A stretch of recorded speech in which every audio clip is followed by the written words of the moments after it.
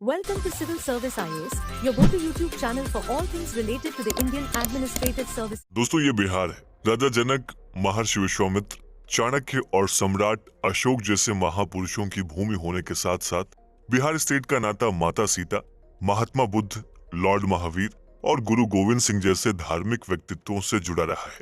दोस्तों ये वही बिहार है जो एक टाइम पर नालंदा और विक्रमशिला जैसी यूनिवर्सिटीज के लिए पूरे विश्व में प्रसिद्ध था। लेकिन आज इसी बिहार की हालत कुछ ऐसी है कि कोई भी इससे अनजान नहीं है। देखा जाए तो बिहार भारत का सबसे लोएस्ट जीडीपी वाला राज्य है और लेटेस्ट डेटा के अकॉर्डिंग भारत की जीडीपी में बिहार का कंट्रीब्यूशन सिर्फ 3.1% है, जबकि वहीं सपनों का शहर कही जाने वाली मुंबई का कंट्रीब्यूशन देश की जीडीपी में अकेले 6.6% है, जो कि पूरे बिहार स्टेट से कहीं ज्यादा अधिक है। दोस्तों अब आप सोच रहे होंगे कि हम बिहार और मुंबई का कंपैरिजन क्यों कर रहे हैं। दरअसल ऐसा इसलिए है क्योंकि मुंबई को इस कामयाबी तक पहुंचाने में बिहार का ही खून पसीना लगा है और बिहार के ही नेचुरल और ह्यूमन रिसोर्सेज ने ही मुंबई को इतना रिच बनाया है। दोस्तों क्या अब कुछ समझ पा रहे हैं? 47 में जब हमारा देश आजाद हुआ था उस समय देश की इकोनॉमिक हालत बिल्कुल भी अच्छी नहीं थी। हर जगह गरीबी और पिछड़ापन साफ दिखाई दे रहा था। राज्यों को इस स्थिति से बाहर लाने के लिए 1952 में एक पॉलिसी लाई जाती है और दोस्तों इसी का नाम था फ्रेट इक्वलाइजेशन पॉलिसी, जिसे माल ढुलाई नीति भी कहा जाता है। दोस्तों यहाँ फ्रेट का मतलब ऐसे किसी भी सामान या फिर चीज से है जिसको एक जगह से दूसरी जगह पर शिप, ट्रेन, ट्रक या फिर एयरक्राफ्ट से ट्रांसपोर्ट किया जा सकता है। और इस पॉलिसी के तहत सभी राज्यों को फैसिलिटेशन फॉर इक्वल रिसोर्सेज के राइट्स प्रोवाइड कराए गए थे।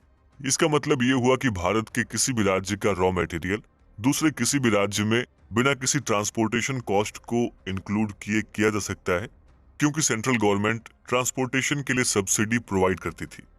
दोस्तों देखा जाए तो ये पॉलिसी सिर्फ उन चुनिंदा सामानों पर ही लागू होती थी जो इंडस्ट्रियल एंड इकोनॉमिक डेवलपमेंट के लिए जरूरी थे, जिसे आप आयरन, स्टील और सीमेंट जैसे सामानों के रूप में समझ सकते हैं। आपकी जानकारी के लिए बताते चलें कि फ्रेट इक्वलाइजेशन पॉलिसी का मकसद देश के हर एक राज्य को इंडस्ट्रियल ग्रोथ के बराबरी के मौके देने का था, लेकिन अफसोस की बात यह है कि ऐसा हो नहीं पाया। दोस्तों इस पॉलिसी के चलते महाराष्ट्र, गुजरात और तमिलनाडु जैसे कोस्टल रीजन को तो काफी फायदा मिला, लेकिन बिहार, वेस्ट बंगाल, मध्य प्रदेश और उत्तर प्रदेश के साथ ओडिशा जैसे राज्यों पर इसका बहुत बुरा इम्पैक्ट पड़ा। देखा जाए तो उन सभी राज्यों में से सबसे नेगेटिव इम्पैक्ट बिहार पर पड़ा, जो हमेशा से एक मिनरल रिच स्टेट था। दोस्तों ये असर इतना बुरा था कि आज भी बिहार इंडस्ट्रियल ग्रोथ के मामले में सबसे पीछे है। और ऐसा सिर्फ हम ही नहीं बल्कि हमारे पूर्व राष्ट्रपति प्रणब मुखर्जी का भी यही मानना था। साल 2017 में बिहार और झारखंड के ज्वाइंट इंटरनेशनल कॉन्फ्रेंस के इनॉग्रल सेशन के दौरान उन्होंने कहा था कि इस पॉलिसी के चलते बिहार जैसे मिनरल रिच प्रदेश एक अच्छी इकोनॉमिक प्रोग्रेस नहीं कर पाया है और अब झारखंड का भी यही हाल है।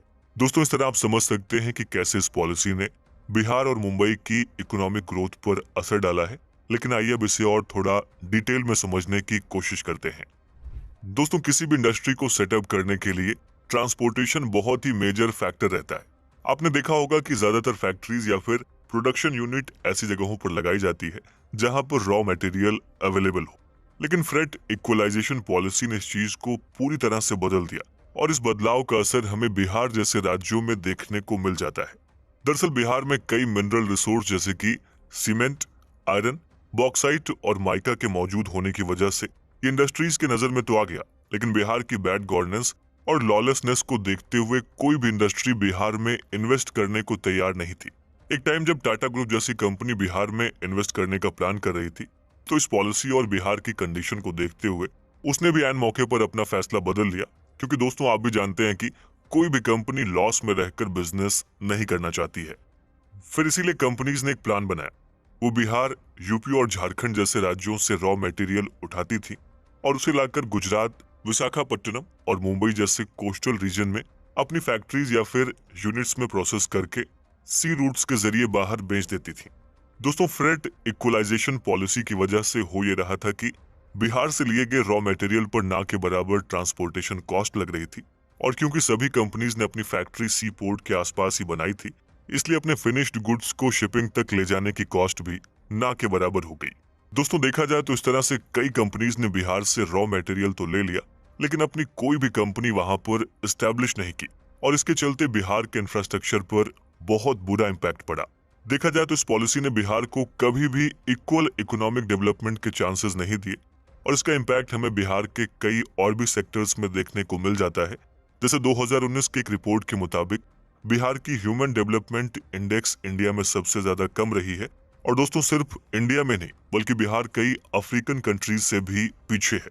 बिहार के पिछड़े होने की वजह उसका लो लिटरेसी रेट और लो पर कैपिटा इनकम को भी माना जाता है। देखा जाए तो जहां इंडिया का एवरेज लिटरेसी रेट 73% है, वहीं दोस्तों बिहार का उससे भी कम यानी 64% है। साल 2021 में नीति आयोग की तरफ से एक मल्टी डायमेंशनल पॉवर्टी इंडेक्स निकाला गया था और दोस्तों देखा जाए तो उसमें भी काफी शॉकिंग फैक्ट्स निकलकर सामने आते हैं। नीति आयोग की इस रिपोर्ट के मुताबिक 51.91% पॉपुलेशन गरीब है एंड 51.88% पॉपुलेशन कुपोषण की चपेट में है। दोस्तों इस तरह देखें तो इस पॉलिसी के चलते एक और जहां बिहार की कंडीशन इतनी खराब हो गई, देखा जाए तो मुंबई जैसे शहर की इतनी इकोनॉमिक ग्रोथ के पीछे इस पॉलिसी का बहुत बड़ा हाथ है। शुरुआत से ही मुंबई के कोस्टल रीजन में होने की वजह से काफी इंडस्ट्रियलिस्ट के लिए मुंबई शहर उनका फेवरेट बन गया था और दोस्तों इतिहास में भी देखा जाए तो मुंबई पोर्ट का इस्तेमाल हमेशा से ही ट्रेडिंग के लिए होता आया है। एक टाइम पर जिस पोर्ट का इस्तेमाल पहले पोर्टुगीज और ब्रिटिश करते थे, बाद में इसी पोर्ट का इस्तेमाल इंडियन बिजनेसमैन अपने गुड्स को दुनिया के अलग अलग देशों तक पहुंचाने के लिए करने लगे। इस तरह देखते ही देखते मुंबई इंडिया की फाइनेंशियल कैपिटल बन गया और आज मुंबई दुनिया के 10 बड़े ट्रेडिंग सेंटर्स में से एक है। दोस्तों इससे हम साफ साफ देख सकते हैं कि कैसे इस पॉलिसी ने बिहार के मिनरल्स एंड रिसोर्सेज ट्रांसफर करके मुंबई को आज इतना रिच स्टेट बना दिया। लेकिन क्या सिर्फ इसी एक पॉलिसी की वजह से बिहार ने मुंबई को इतना प्रोग्रेसिव बना दिया है? आइए अब इसे भी समझ लेते हैं। दोस्तों बिहार के नजरिए से देखें तो मुंबई को इतना रिच बनाने में सिर्फ एक पॉलिसी ही जिम्मेदार नहीं है, बल्कि इसके पीछे कई और भी कारण है। आइए एक एक करके इन कारणों को भी समझ लेते हैं। दोस्तों बिहार इंडिया का 3rd मोस्ट पॉपुलस स्टेट है। देखा जाए तो बिहार की पॉपुलेशन लगभग 13 करोड़ की है। अपनी low income, slow economic growth और बेटर अपॉर्चुनिटीज के लिए बिहार के कई सारे लोग मुंबई शहर में आकर बस जाते हैं और मुंबई जो एक मेजर कॉमर्शियल और इंडस्ट्रियल हब है, वो बिहार के माइग्रेंट्स के लिए एक हॉटस्पॉट की तरह बन गया है। देखा जाए तो मुंबई की कंस्ट्रक्शन इंडस्ट्री में बिहार के माइग्रेंट वर्कर्स बहुत बड़ा रोल प्ले करते हैं और दोस्तों ये कहना गलत नहीं होगा कि आज मुंबई के बढ़ते इंफ्रास्ट्रक्चर के पीछे बिहार के ही वर्कर्स का हाथ है। बिहार से आए हुए कई लोग अलग अलग रोल जैसे कि कारपेंटर, मिस्त्री, लेबर और इलेक्ट्रीशियन के रोल में आकर इस शहर के पिलर बन गए हैं। दोस्तों अगर आप कभी मुंबई गए हो तो वहां पर आपने डब्बा वाला का नाम जरूर सुना होगा। ऐसा आपने भी महसूस किया होगा कि जब भी हम किसी दूसरे शहर में शिफ्ट होते हैं तो उस वक्त सबसे बड़ी प्रॉब्लम खाने की होती है और दोस्तों इसी प्रॉब्लम को इन डब्बा वालों ने सॉल्व कर दिया है। देखा जाए तो डब्बा वाला को आज इतनी ऊंची पहचान देने के पीछे इनके हार्ड वर्कर्स और स्टाफ का हाथ रहा है, जिसमें से कई सारे लोग बिहार से बिलोंग करते हैं। दोस्तों लेबर क्लास के साथ साथ एस्पायरिंग स्टूडेंट्स और एंटरप्रेन्योर्स भी बिहार से निकलकर मुंबई शिफ्ट हुए हैं और उन्हीं में से एक रत्न है बिहार के अनिल अग्रवाल, जो कि वेदांता रिसोर्सेज के फाउंडर हैं और ये बिहार के पटना शहर से बिलोंग करते हैं। दोस्तों 19 साल की उम्र में अनिल अग्रवाल अपने बेहतर भविष्य के लिए मुंबई शिफ्ट हुए थे। फिर स्क्रैप मेटल की ट्रेडिंग स्टार्ट करने से उन्होंने अपने बिजनेस की शुरुआत की। 1986 में उन्होंने जेलीफील्ड केबल्स को मैन्युफैक्चर करने के लिए स्टरलाइट इंडस्ट्रीज को स्टार्ट किया और 1993 में स्टरलाइट इंडस्ट्रीज इंडिया की पहली प्राइवेट सेक्टर की कंपनी बनी, जिसने कॉपर स्मेल्टर और रिफाइनरी को सेटअप किया। इन सब के अलावा साल 2003 में वेदांता रिसोर्सेज को लंदन में इनकॉर्पोरेट किया गया ताकि वो इंटरनेशनल कैपिटल मार्केट को एक्सेस कर सके और दोस्तों आज ये इंडिया की largest mining of non ferrous metal company बन गई है। दोस्तों इन सब के अलावा बिहार शुरुआत से ही एग्रीकल्चर प्रोडक्टिविटी में आगे रहा है। गंगा के किनारे मौजूद होने के नाते बिहार की मिट्टी काफी फर्टाइल है, जिसकी वजह से आज बिहार वेजिटेबल का लार्जेस्ट प्रोड्यूसर भी है। लेकिन पिछले कुछ सालों में महाराष्ट्र भी अपने एग्रीकल्चर प्रोडक्ट को बिहार में एक्सपोर्ट कर रहा है। साल 2020 के मिंट के एक आर्टिकल के मुताबिक इंडियन रेलवेज ने पहली बार एक किसान स्पेशल पार्सल ट्रेन महाराष्ट्र के देवलाली से बिहार के दानापुर तक चलाने का प्लान किया था और देखा जाए तो इसका मकसद महाराष्ट्र के किसानों को सपोर्ट करने का था। दोस्तों महाराष्ट्र के भुसावल एरिया में कई ताजे फल, फिश, मीट, मिल्क और वेजिटेबल्स भारी संख्या में मौजूद हैं और इनके डिफरेंट मार्केट और बेटर अपॉर्चुनिटी के लिए इस ट्रेन का निर्माण हुआ है। दोस्तों इस तरह हम साफ साफ देख सकते हैं कि कैसे महाराष्ट्र बिहार में अपने एग्री प्रोडक्ट्स को बेचकर तरक्की की सीढ़ियां चढ़ते जा रहा है। हालांकि दोस्तों इन सभी समस्याओं के बावजूद भी बिहार अब विकास की राह पर आगे बढ़ रहा है, जिसे हम बिहार में हो रहे रिसेंट डेवलपमेंट से समझ सकते हैं। दोस्तों बिहार के सीएम नीतीश कुमार ने कई बार सोशल गैदरिंग और पब्लिक इवेंट्स में ये बात बताई है कि बिहार के लैंडलॉक्ड रीजन होने की वजह से यहाँ पर कोई भी इंडस्ट्री इस्टेब्लिश नहीं हो पाई है और इसीलिए बिहार कभी भी एक इंडस्ट्रियल हब के रूप में डेवलप नहीं हो पाया। लेकिन इसके साथ ही बिहार के सीएम नीतीश कुमार ये भी बताते हैं कि इसके बावजूद भी बिहार ने काफी ग्रो किया है। दोस्तों साल 2005 में जब से नीतीश कुमार ने सीएम का पद संभाला है, तब से बिहार में कई सारे बदलाव देखने को मिले हैं। देखा जाए तो क्राइम रेट को खत्म करके गुड गवर्नेंस को एस्टेब्लिश करना उनका पहला एम था। इसके साथ ही उन्होंने एम्पावरिंग विथ मॉनिटरिंग स्ट्रेटजी का इस्तेमाल करते हुए न केवल अपने मिनिस्टर्स और ब्यूरोक्रेट्स को फ्री हैंड दिया, बल्कि उनकी मॉनिटरिंग के साथ साथ उनकी अकाउंटेबिलिटी भी तय करी है। देखा जाए तो बिहार गवर्नमेंट ने अपने बजट को प्रॉपर यूटिलाइज करके अपने फाइनेंसेस को सुधारे हैं।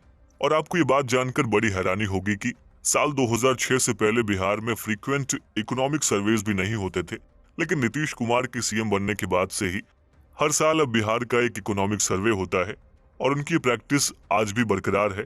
और दोस्तों इसी का नतीजा है कि आज हमें बिहार की इकोनॉमिक ग्रोथ देखने को मिल रही है। इसके अलावा दोस्तों साल 2022-23 में बिहार की इकोनॉमिक ग्रोथ 10.98% तक बढ़ गई है। साथ ही कई रिपोर्ट्स हमें ये बताती हैं कि साल 2020-21 के बीच जब कोविड के दौरान इकोनॉमी पर बहुत बुरा असर पड़ा था, उस टाइम भी बिहार की जीडीपी 2.5% से बढ़ी है। दोस्तों देखा जाए तो प्राइमरी, सेकेंडरी और टर्सरी सेक्टर तीनों में बिहार ने अपनी ग्रोथ बढ़ाई है और आज प्राइमरी सेक्टर में बिहार की ग्रोथ 2.3%, सेकेंडरी में 4.8% और टर्सरी में 8.5% बढ़ी है। इन सब के अलावा 2021 से 22 में बिहार का total expenditure 1.93 lakh crore rupees हो गया था, जिसमें से 1.59 लाख करोड़ रुपीस यानी लगभग 82% रेवेन्यू एक्सपेंडिचर था। दोस्तों इसी के साथ साथ बिहार का कैपिटल एक्सपेंडिचर पिछले साल के मुकाबले 29% बढ़ गया है और अब उसकी वैल्यू 33,903 करोड़ रुपीस हो गई है। इन सब के अलावा बिहार अपने बेहतर फिस्कल मैनेजमेंट और राइट फाइनेंशियल डिसीजंस की वजह से टॉप थर्ड स्टेट बन गया है, जिसकी इकोनॉमिक ग्रोथ बहुत हाई है। दोस्तों बिहार के फाइनेंस मिनिस्टर विजय कुमार ने एक बार कहा था कि बिहार अपनी इकोनॉमिक रेट की रेस में अब बस आंध्र प्रदेश और राजस्थान से ही थोड़ा पीछे है और उनका मानना यह भी है कि बिहार ने उपलब्धि high population density, poverty, illiteracy, flood और सूखे के अलावा कोविड के बावजूद बिहार ने स्टेटस हासिल किया है। दोस्तों बिहार अपनी इकोनॉमिक ग्रोथ के साथ साथ अब एंटरप्रेन्योरशिप और स्टार्टअप को भी प्रमोट कर रहा है। देखा जाए तो साल के शुरुआत में मुख्यमंत्री उद्यमी योजना की शुरुआत की गई है, जिससे यूथ को स्टार्टअप से शुरू करने के लिए मोटिवेट किया जाएगा और इसके साथ ही 10 लाख की इंटरेस्ट फ्री फंडिंग भी प्रोवाइड कराई जाएगी।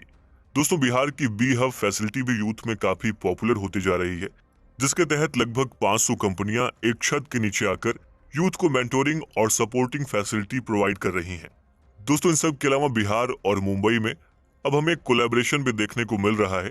साल 2018 में बिहार ने महाराष्ट्र में एक इन्वेस्टर मीट आयोजित करवाई थी और बिहार ने उस वक्त अपने यहाँ इंडस्ट्री और ट्रेड को बूस्ट करने के लिए महाराष्ट्र के मुंबई और पुणे जैसे शहरों से मदद मांगी थी और देखा जाए तो महाराष्ट्र की ओर से इन्वेस्टर मीट में पूरा सपोर्ट मिला था। दोस्तों उस समय इन्वेस्टमेंट कमिश्नर रहे श्रीवास्तव जी बताते हैं कि उन्होंने मुंबई में एक इन्वेस्टमेंट कमिश्नर ऑफिस भी खोला है, जो उन लोगों की मदद करेगा जो बिहार में इन्वेस्ट करना चाहते हैं। दोस्तों इन सब के अलावा मराठा चैम्बर ऑफ कॉमर्स भी Bihar industries association and Bihar chamber of commerce and industries के साथ एक एक्सचेंज प्रोग्राम को ज्वाइन करने के लिए मान गया है। अब बस देखना यह है कि इसका असर आने वाले सालों में बिहार और मुंबई दोनों पर क्या पड़ेगा। दोस्तों ये काफी अच्छा है कि मुंबई और बिहार में कोलैबोरेशन हो रहा है और दोनों एक दूसरे की मदद भी ले रहे हैं, लेकिन ऐसा नहीं है कि इसके साथ सारी प्रॉब्लम्स सॉल्व हो गई हैं। देखा जाए तो इन दोनों के बीच कई तरह के सोशल डिफरेंसेस भी देखने को मिलते हैं, खासतौर से महाराष्ट्र में जहां पर एंटी बिहारी सेंटीमेंट हमेशा से रहा है, वहीं महाराष्ट्र की पॉलिटिकल लीडरशिप हमेशा से ये धारणा बनाते चली आई है कि बिहार के लोग वहां आकर उनका काम और अपॉर्चुनिटीज उनसे छीन लेते हैं और इसी सोच की वजह से दोनों जगहों के लोगों के बीच में एक दूसरे के लिए रेजिस्टिव बिहेवियर बढ़ गया है। दोस्तों उम्मीद है कि ऊपर बताए गए फ्रीक्वेंट गैदरिंग्स और मीटिंग्स इनके बीच के डिफरेंसेस को खत्म कर देंगी। और अगर आपको याद हो तो साल 2019 में हमारे प्रधानमंत्री ने इंडिया को 5 ट्रिलियन इकोनॉमी बनाने का एक टारगेट दिया था, और उस टारगेट को पूरा करने के लिए सभी को अपने डिफरेंसेस को भुलाकर एक साथ आना पड़ेगा और एक दूसरे की इकोनॉमिक ग्रोथ को सपोर्ट करके ही हम 5 ट्रिलियन इकोनॉमी का टारगेट अचीव कर पाएंगे। दोस्तों, कैसी लगी आपको हमारी ये वीडियो? इसके बारे में हमें इस वीडियो के कमेंट बॉक्स में जरूर लिखें। By subscribing to our channel, you'll gain access to a wealth of engaging videos that aim to educate and inspire.